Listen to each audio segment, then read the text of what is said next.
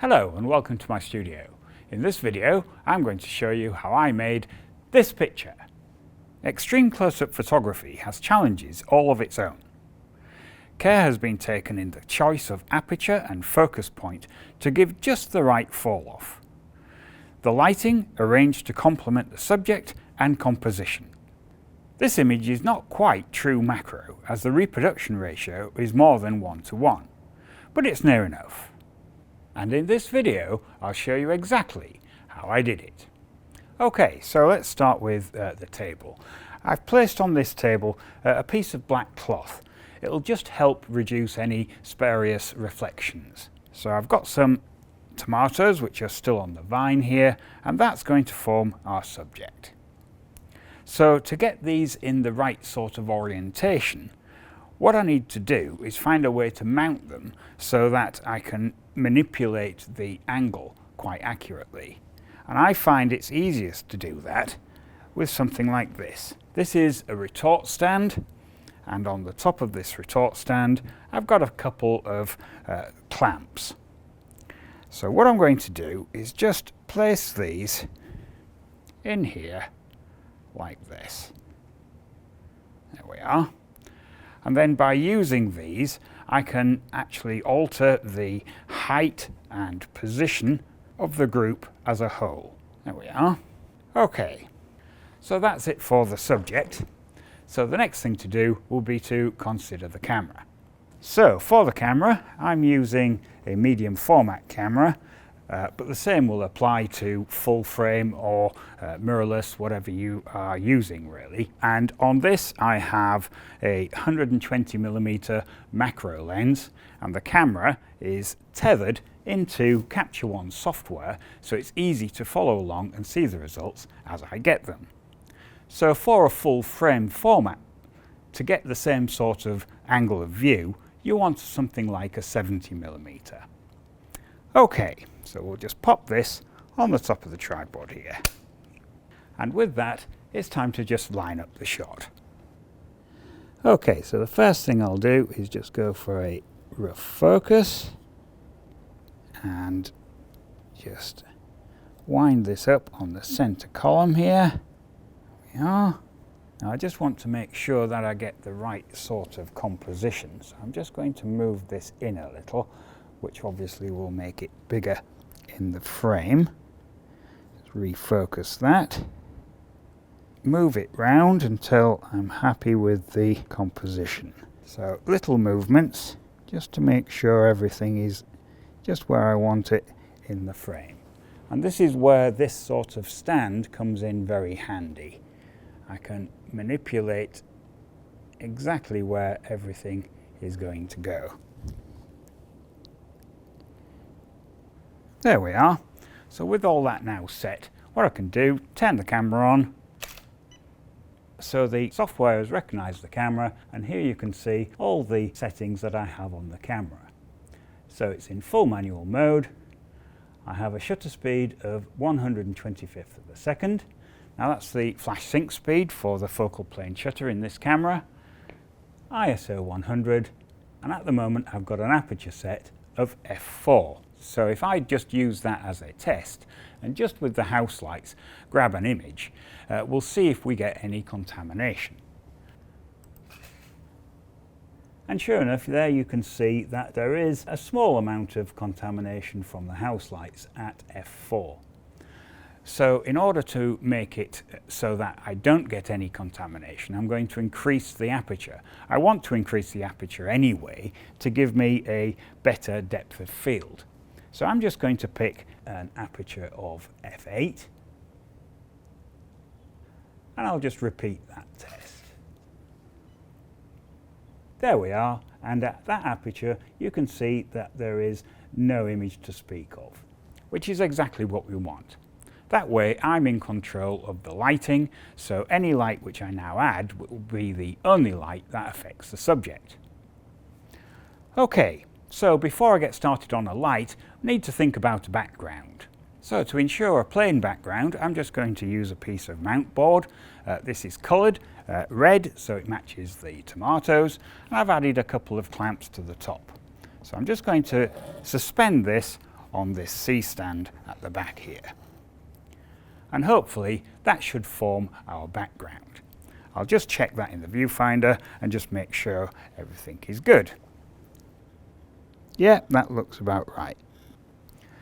Okay, so the next thing to do would be to look at the lighting. So I'm going to use this studio head in a 2 foot by 2 foot softbox, and I'm just going to place this relatively close in, something like that, so that the front edge of the softbox is about in line with the front of the subject here.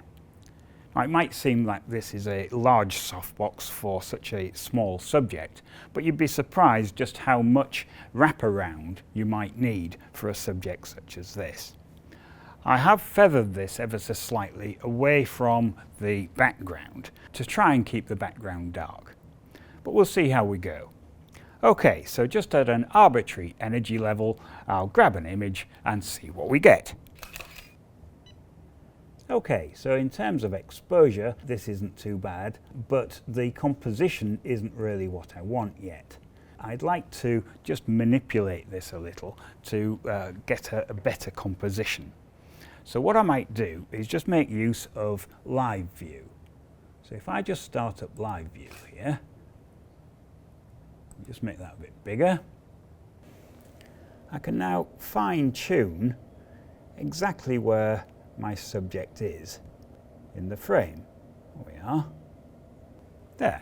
So once I've got that subject set, I can now just zoom all the way in, place the cursor on the bit I'm interested in, and I can use the focus controls here just to get the focus point exactly where I want it.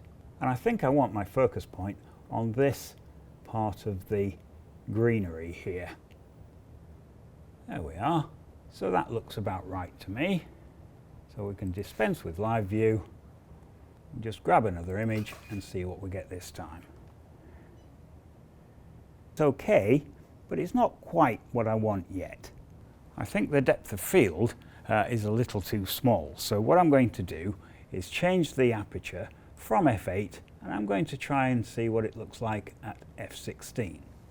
Now that's a 2-stop increase, so I'll need to add 2 stops of energy to the light just to make everything the same.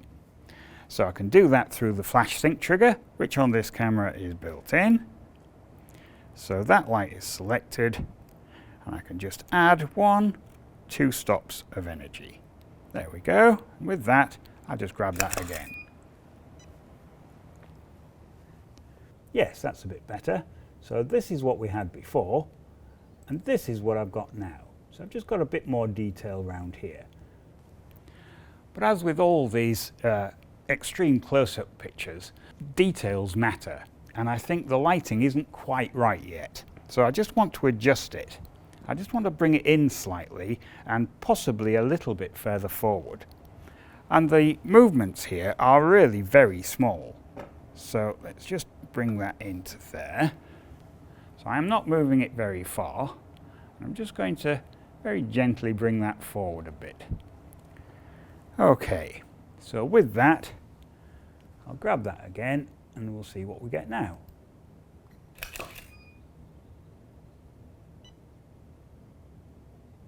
Yes, that's cleaned up this area quite a bit. So this is what we had before. This is all a bit dark. And this is what I've got now. So I've just brought in a little bit of the shadows here. I want to keep everything else quite contrasty as it is. Okay, so I think the next thing to do will be just to add a few droplets of water, just to liven up the image a bit. So I've just got a spray here, just with water in it, and I'm just going to spray this onto the tomatoes. Okay, grab that and see what it looks like now. There, and you can see the difference that has made to the image. This is what we had before, and this is what we've got now. It's much easier to discern exactly where the focus is. So if I now zoom in to 100%, I can move around the image, and we can see the amount of detail that we've got in here. which is quite good. Okay. Right, so far so good. So the next thing to do is to address the background. Because this is feathered away, and because this is very close to the subject, due to the inverse square law, there's very little light falling on the background. So what I want to do is create a background which has a sort of red tinge at the top and going down to an inky black. So we've got that inky black where it is at the moment. So how do I light the top with just this single light? Well, we bring the background closer. So if I move the background in like this, I'll now get some light onto that from the softbox. There we are, but as you can see, it's not quite right yet. We have a dark portion at the top here, and that's due to the feathering that I have on this. So I might need to reduce that slightly. And also, this isn't graduated at all. The light at the bottom here is about the same, maybe down by half a stop, to what it is at the top here. So to make that go darker, I need to move it away again. So to address those things one thing at a time, the first thing I want to do is just take this corner and illuminate it a bit more. So to do that, I'm just going to move the light ever so slightly forward and feather it towards the background. There we are. A bit of trial and error involved in this.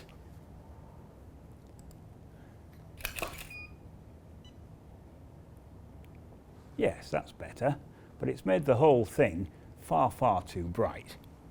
So what I'm going to do is actually move the background away, and I'm going to move the bottom of the background much further away. I'll show you what I mean. So the first thing to do would be to just move the background generally a little bit away. And then what I want to do is move the bottom of the background much further away. So I'm going to angle it like this. So again, a bit of trial and error, but we'll see what that looks like. Yeah, starting to get there. I've got a glow at the top, going down to almost nothing down at the bottom. But it's still not quite right, so I just need to adjust it. So to make it brighter, I'm just going to turn the background in towards the light, like so. And we'll see what it looks like now. There we are. That's much more like the sort of thing I want. So I've got a bright bit at the top here, and it's going down to a nice inky black. And all this is about right as far as the focus point is concerned. So I'm quite happy with that. So small changes make a huge difference at this sort of magnification scale. But nevertheless, looks very nice, I think. Okay, so the next thing to do will just be to go into Photoshop and do the bare minimum of post-production. So here we are in Photoshop, and I've loaded up the file of the image that I captured earlier. So the first thing to do would be just to make a copy of this. So the way I prefer to do that is just to go onto the background layer here, right-click the mouse, ask for a duplicate layer, but ask for a new document. I will just call it Tomato. There we go. So I have my new document at the top here, so I can close down the camera original. I've always got that to go back to. It's a little bit of redundancy. So with that out of the way, next thing to do, have a look around the image and just see what it's like. So I'm just going to zoom in a bit, pan around the image and have a look. And yes, I think that's pretty good. The focus point is where I want it. There is no right and wrong place for these things. It's just what looks pleasing within the image and the general composition. Talking of which, I think the next thing I'm going to do is look at a crop. I'm using this for video, so I'm using a specific ratio of 16:9. And I like the off-center approach that I've got here. I think I want to just adjust it in the frame ever so slightly. Just as something like that. Yes, that looks good to me. So there we have it.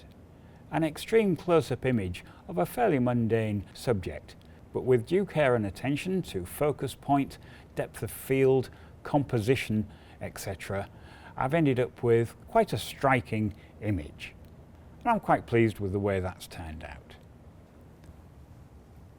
Okay, well, I hope you liked watching how I made that picture, and if you like watching these sort of things, do click on the other pictures as they appear, and don't forget to subscribe. Oh, and hit the like button. Thank you very much for watching.